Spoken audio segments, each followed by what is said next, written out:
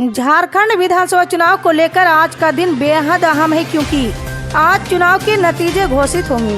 राज्य के अलग अलग काउंटिंग सेंटर पर वोटों की गिनती जारी है। राज्य की 81 विधानसभा सीटों पर 13 और 20 नवंबर को 2 चरणों में वोटिंग हुई थी।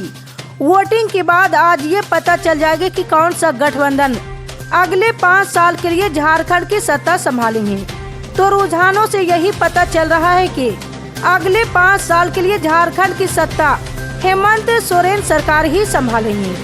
जी हां, राज्य में मुख्य मुकाबला एनडीए और इंडिया गठबंधन के बीच है।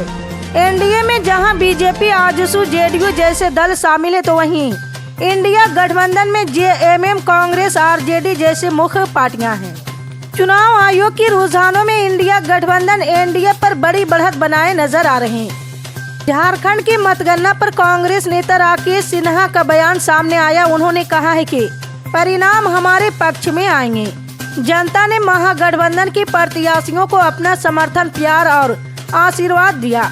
झारखंड की जनता ने बता दिया कि वो बटेंगे तो कटेंगे जैसे नारे लगाने वालों को स्वीकार नहीं करने वाली है। बीजेपी लोकसभा में दावा करती थी कि उन्हें 400 सीटें मिलेगी। स्थिति यह है कि सरकार बैसाखी के सहारे चल रही। झारखंड में बीजेपी 7 से 8 सीटों पर सिमट जाएगी। किसी रिसोर्ट की जरूरत नहीं पड़ेगी। झारखंड की ये धरती बहुत सख्त है और बीजेपी लगातार operation lotus, ED, income tax और सीबीआई के जरिए इस धरती को गिराने की कोशिश करती रही है।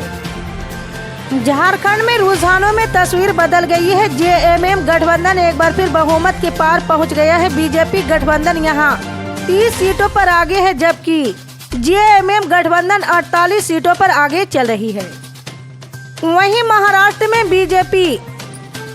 महाराष्ट्र की बात की जाए तो महाराष्ट्र में बीजेपी 131, शिवसेना 48, एनसीपी 31 सीटों पर आगे चल रही। वहीं कांग्रेस 35, शिवसेना 20 और शरद पवार की एनसीपी 10 सीटों पर आगे चल रही है।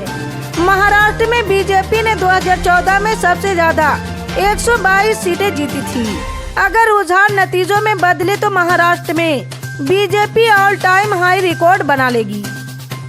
वहीं वायनाड उपचुनाव में प्रियंका गांधी वाड्रा 5672 वोटों से आगे चल रही। सीपीआई उम्मीदवार दूसरे और बीजेपी तीसरे स्थान पर हैं। वहीं झारखंड की बात की जाए तो झारखंड में बीजेपी काफी पिछड़ती दिख रही और जेएमएम यानी इंडिया गठबंधन काफी आगे बढ़त बनाए हुए हैं और राज्य में दोबारा हेमंत सोरेन की सरकार बननी तय है। इसी तरह की पल पल की अपडेट जानने के लिए जुड़े रहा हमारे एमएसपी न्यूज के साथ। मिलते हैं अगली बड़ी खबर में, तब तक के लिए जय हिंद।